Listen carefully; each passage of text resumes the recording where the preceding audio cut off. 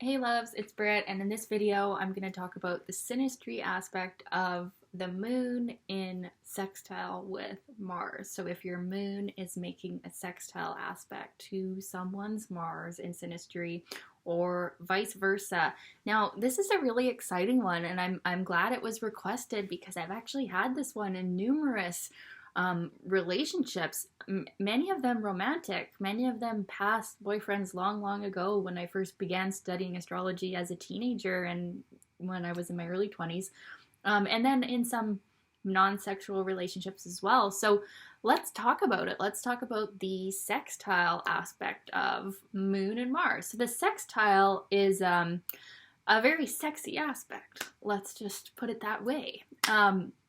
Because it takes a little more effort than the trine. It's not like so instantly there where you get together and it's just this natural flow. It's like you sense it, and then after some interacting, you just go for it. And it's actually even more stimulating than the trine, which can be so natural and so flowing, very, very good. But sometimes it can be less noticed because we're so natural and we're so flowing. So the sextile is like a little bit more effort, a little bit more work, and maybe even a little bit hotter in some senses or in some cases. So yeah, with this one, the moon person is really going to feel like the Mars person is masculine or direct or in some ways, even like though this is a positive aspect, we can still feel like as the moon person that the Mars person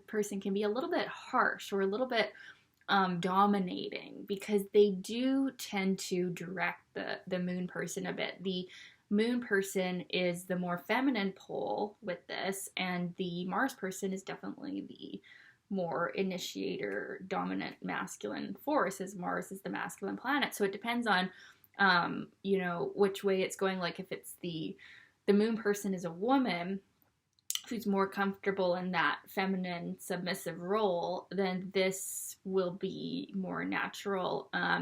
But it could be the other way, and it's just the woman's the Mars. She's just going to be the more director or initiator or leader in a sense.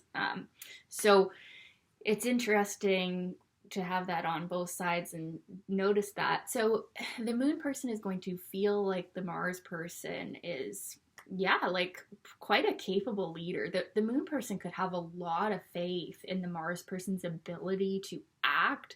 The moon person could feel really pleased by almost like the Mars person's reflexes, like the way the Mars person, like Mars is our day-to-day like action, how we go after what we want, and the moon person can feel like, wow, the Mars person just really can make them feel safe, can make them feel emotionally open. So the Mars person, through their energy and direction, can really open up the moon's emotions. And so in a sexual relationship, Moon Mars aspects are pretty intense because they're highly sexual, but they're also very emotional too, because the moon is involved.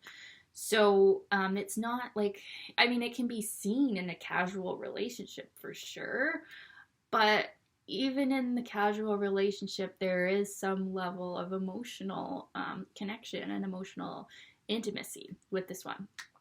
And it could even be that the sex part is so good and fulfilling that an emotional connection develops. So just caution with Moon Mars aspects if you're trying to have a purely casual affair. Emotions can get stirred, even with the sexual aspect, and maybe even especially with the sextile aspect, although the conjunction is also very strong, and the trine is also very good. Square and the opposition, yeah, can run into some trouble, but it's definitely hot and emotional as well. So with this one, the Mars person, now I talked a little bit about what the moon person feels. The Mars person feels very attracted to the moon person because they are speaking their language, and their emotional self, their instinctual self, they're like, because the moon is not something really we can hide, because it's just like that deepest part of ourselves. We can sort of try to hide it if we have a differing ascendant or sun or something, but it'll come out within a little bit of this interaction, because feelings are usually a part of our life, so eventually it gets out there. And at that moment when the Mars person senses the moon's emotional self, they really want to like offer them direction, guide them, or sexually attack them, or it's not so much attack in this sense. This is a more gentle sexual overlay, but there's definitely attraction stirred, and the Mars person gets the sense that the moon person will compliment them, and the moon person really makes the Mars person feel more capable and more masculine if they're a man, or more more of a strong leader. And the Mars person can be really turned on by how the moon person just really listens to them and goes with their direction, because you know how it feels when someone's constantly like doubting you and like, don't do it like that, or I don't like it like this. Well, this connection is like the moon person, once they warm up a little bit emotionally to the Mars person, really does just want to listen to them and be directed by them in a sense. So that can be really attractive to the Mars person, because they feel like, wow, the moon person trusts me, like they trust me. And so I, in turn, I've got them. I want to look out for them, I want to care for them. And Mars isn't really a caring energy, but it just, when it's being interacted with in this way, it becomes more, they are able to direct their actions and their aggression into taking care of the moon person. If it's a romantic relationship, if this is a sexual relationship, if this is this would be an excellent aspect to have children with someone. And even just if they're sextile by sign, that even seems to be quite powerful, but not as powerful as like the actual aspect within a few degrees. But yeah, it's would be a really good aspect for having children, because we're different enough that there's some spice, but also we are compatible in the sexual sense and in the masculine and feminine sense, right? So when we have a masculine planet making contact in a positive way to a feminine planet, we balance well, and we can partner well, and there's attraction, there's a buzz, there's the sextile aspect is kind of exciting. It's like you feel like this could be something, but you're not. The Mars person doesn't just go for it. Like it's more subtle. It takes a little bit more time. They kind of check each other out, and then when they do get together, they realize that they please each other sexually, and they emotionally connect, and they get along pretty well and work together well. Even the Mars person can help the moon person articulate their emotions and actually like do something with it. Like Mars promotes action, right? And then the moon person can help the Mars person emotionally connect to their Mars as well. So yeah, this is a really good aspect for partnering.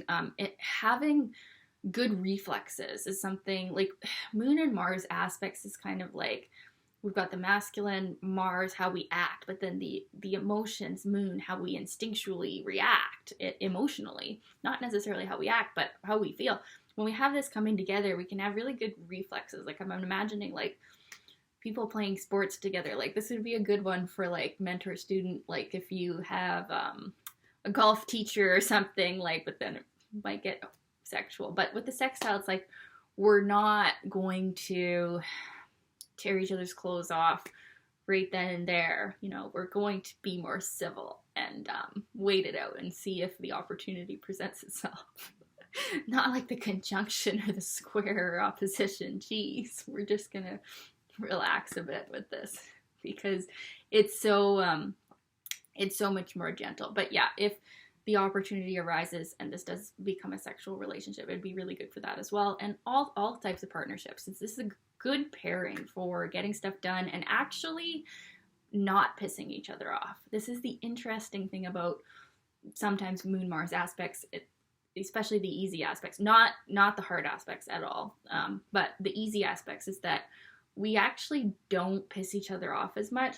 The Moon can sometimes feel like the Mars person is a bit more aggressive or a bit harsh, but generally it's not in such a way that irritates them or makes them angry. It's interesting, like, because we just flow together well. Like, the way that Mars acts is actually soothing to Moon, you know, and the way that Moon reacts is actually promotes Mars to act even more. So it's not, we don't get in each other's faces as much here or be irritated as much as like a square or something with this particular aspect. And then you also want to look at the composite chart to see for the day-to-day, like like what the relationship actually becomes. If this does become a couple, how do we actually blend in that? And Moon Mars aspects are really good to have in the composite chart, the trine and sextile, specifically. The other ones, we'll get into that, but yeah, good aspect to have. And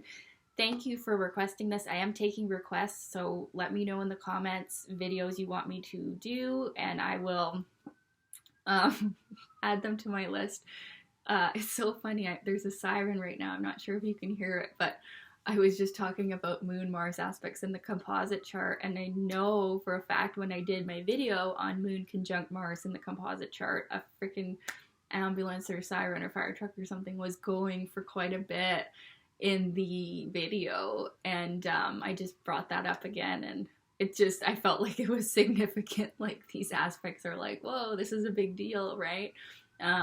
Anyways, I don't know if that made sense or not, but that's what I was thinking of. Okay, let me know your thoughts on this. Was this aspect like this? Have you experienced it? I've experienced it a lot in a romantic way, so maybe it's a pretty common one to have in a romantic or sexual relationship because you just get along well there. Okay. Okay, thanks for watching, you guys. Bye.